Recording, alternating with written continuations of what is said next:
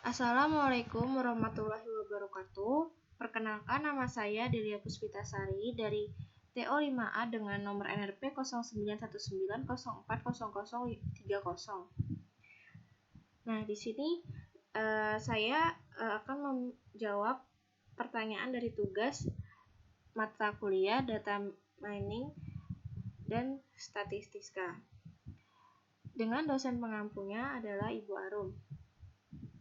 Di sini terdapat beberapa soal. Yang pertama, lakukan random data sesuai dengan tutorial yang telah diberikan pada slide sebanyak 100 data dengan upper 0,9 dan lowernya 0,1. Nah, di sini untuk menjawab pertanyaan nomor 1 ini, saya menggunakan aplikasi Minitab. Di sini saya telah tersedia aplikasi Minitab. Kira-kira seperti ini tampilan awalnya dari aplikasi Minitab. Nah, langkah pertama yaitu kita klik editor dulu, lalu kita pilih yang enable comment. Nah, jika sudah seperti ini, kita bisa memasukkan datanya. Cara memasukkan datanya, kita pilih calc, lalu kita pilih random data, dan di sini saya memilih jenis datanya yaitu uniform. Nah, di sini diminta untuk number of rows of data to generate. Nah, yang dimaksudkan ini adalah jumlah data yang diminta. Kita bisa lihat di sini bahwa jumlah data yang diminta itu sebanyak 100 data. Maka kita bisa isikan dengan jumlah data 100. Nah, di sini kolom yang ini bertuliskan store in column. Ini dimaksudkan data yang kita buat ini mau ditempatkan di kolom yang mana. Karena saya ingin menempatkan kolom di kolomnya 1, maka saya akan ketik dengan simbol C1. Nah, di sini ada kolom lower endpoint dan kolom upper endpoint. Jika kita lihat pada soal, nilai upper yang diminta itu sebanyak 0,9 dan nilai lowernya sebanyak 0,1. Maka kita bisa isikan ke dalam kolom ini, tabel ini. Nah, tadi kan lowernya itu yang diminta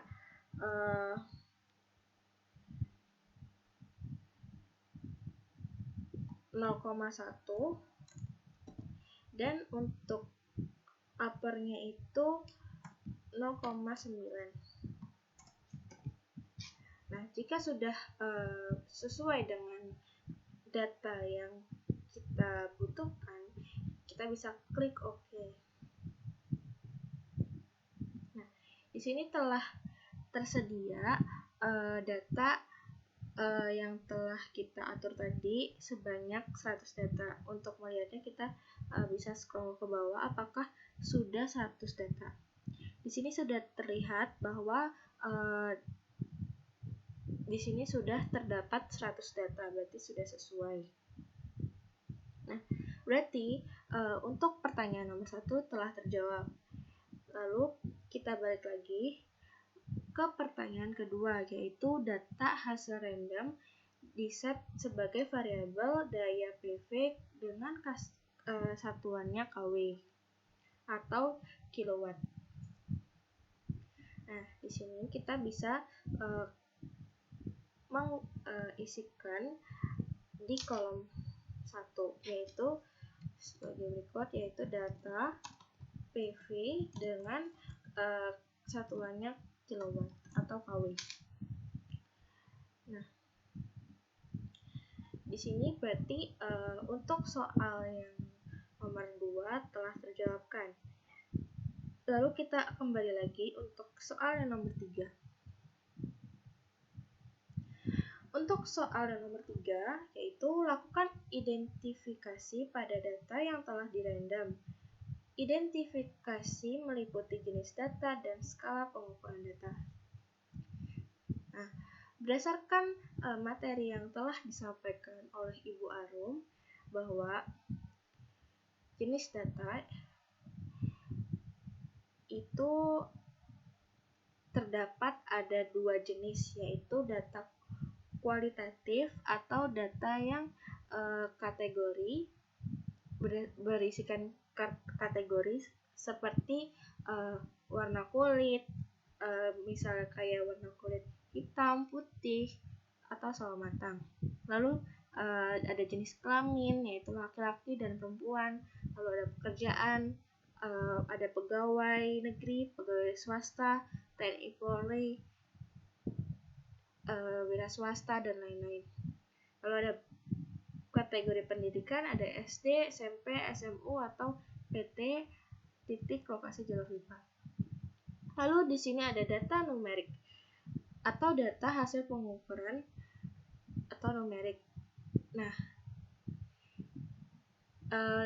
contoh dari data numerik itu seperti tinggi badan siswa yang bersatuannya cm, usia siswa yaitu satuannya tahun, nilai mata pelajaran atau temperatur ruangan Celcius, panjang pipa dan diameter pipa. Nah, berdasarkan data yang kita miliki, di sini ada keterangan satuannya kW.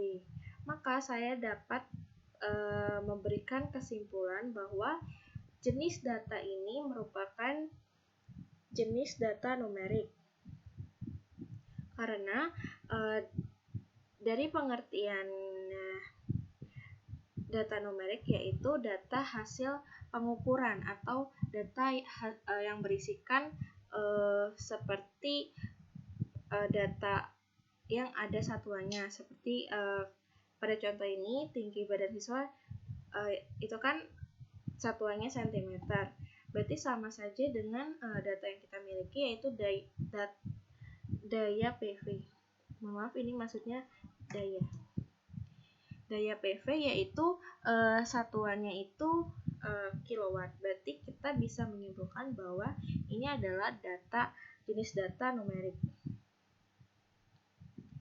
Nah, untuk skala pengukurannya kita bisa lihat lagi di materinya. Nah, di sini skala pengukuran ini terbagi jadi 4 jenis, yaitu yang pertama skala nominal, yaitu jenis skala di mana objek-objek pengamatan dibagi dalam kelompok, masing-masing kelompok berbeda satu sama lain dan antar kelompok tidak jenjang, hanya menunjukkan perbedaan kelompok. Contohnya seperti jenis kelamin, yaitu ada laki-laki dan perempuan. Lalu yang kedua ini ada skala ordinal atau ordinal scale atau juga ranking, yaitu jenis skala di mana diberikan suatu order atau urutan tertentu. Contohnya seperti klasifikasi kepekatan dalam ABRI. Lalu juga ada kelas 1, 2, 3.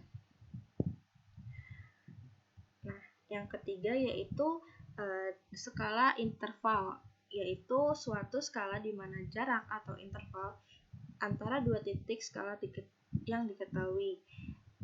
Contohnya itu seperti temperatur. Dan yang keempat ada skala rasio, yaitu suatu skala yang mempunyai sifat skala interval dan mempunyai titik nol sejati atau nol mutlak. Contohnya berat badan.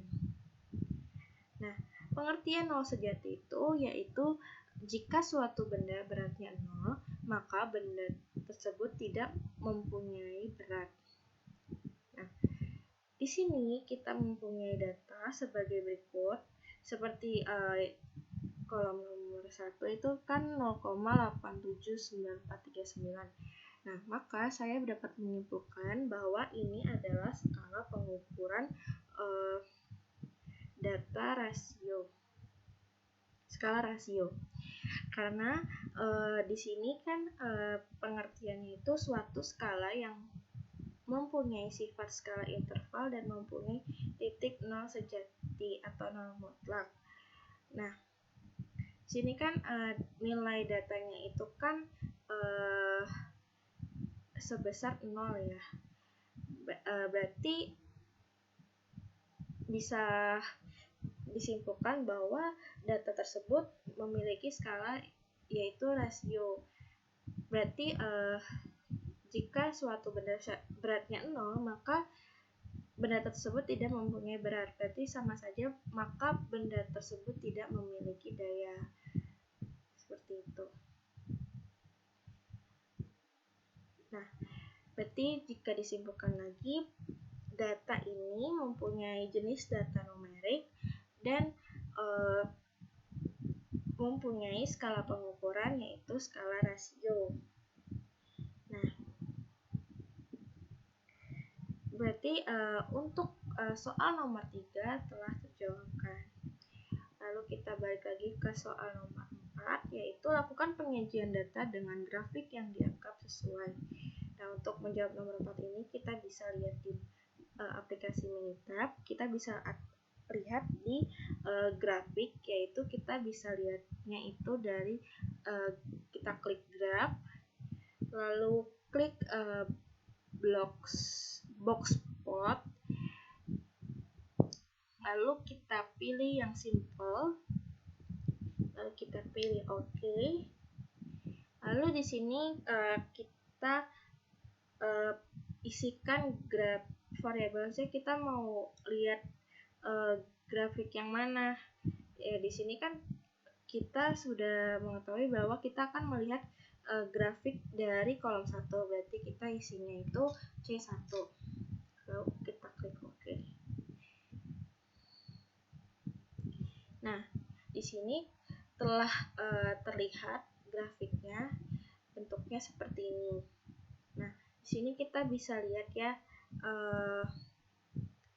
nilainya itu seperti Q1-nya itu sebesar 0,257182. Lalu mediannya itu 0,441818. Lalu Q3-nya itu 0,651849 dan IQ range-nya 0,3946667. Ada Winkers 2 0,11 5674, lalu ada 0,89 0640 dan N-nya itu atau datanya itu bernilai 100. Nah, berarti ini sudah menjawab untuk soal nomor 4. Nah, demikian penjelasan dari saya. Mohon maaf bila ada salah-salah kata atau penjelasan yang kurang jelas. Akhir kata, wabillahi taufiq wal hidayah. Assalamualaikum warahmatullahi wabarakatuh. Terima kasih.